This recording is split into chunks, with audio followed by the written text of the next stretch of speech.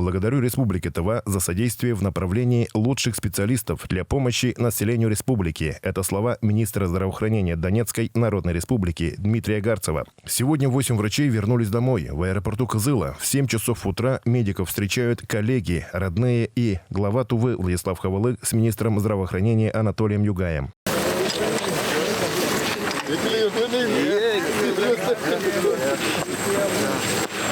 В делегации врачей, которая уехала на Донбасс 2 недели назад, состояли ортопеды, травматологи, хирурги, анестезиологи, реаниматологи, а также медсестра операционная. Все живы-здоровы, переполнены чувством исполненного долга. Командировка наша проходила в 3 разных населенных пунктах Донецкой Народной Республики. Это такие города, как Инакиево, город Светлодарский, город Горловка. Везде помогли, чем могли, поделились опытом, переняли опыт коллег Донбасса по работе именно с минно-взрывными травмами. Конечно, на этот раз командировка была, намного сложнее, чем мы ездили мы весной.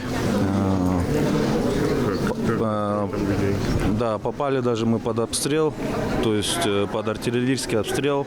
Снаряды прилетели по нашей позиции. То есть, ничего, в принципе, работали. Было страшно, честно, но ничего.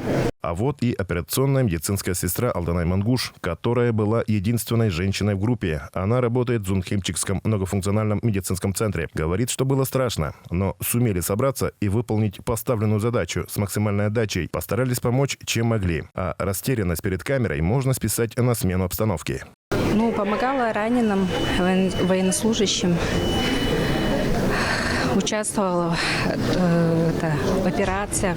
Тувинские медики отметили и то, что визит главы Тувы Владислава Хавалыга на Донбасс в период командировки врачей очень помог. Это обеспечило повышенное внимание со стороны руководства региона и Минздрава. Спасибо всем за поддержку, за внимание. Чувствовали мы это все. Расскажите, как там? Работали на передовых рубежах, именно в тех городах, где самые максимально приближены к местам боевых действий, в военных госпиталях на первом-втором этапах оказания медицинской помощи раненым. Алданай Мангуш, Чимис Балдан, Айдан Церенол, Арсений Андар, Эргил Чадамба, Буян Мангуш, Артыш Сад. Вот имена всех врачей, которые героически выполняли свою работу в зоне спецоперации. Возглавлял делегацию депутат Государственной Думы, врач-травматолог, ортопед Айдан Сарглар. Арес Мангуш, Владимир Сыртук, Азамат Ачур, телеканал Тува-24.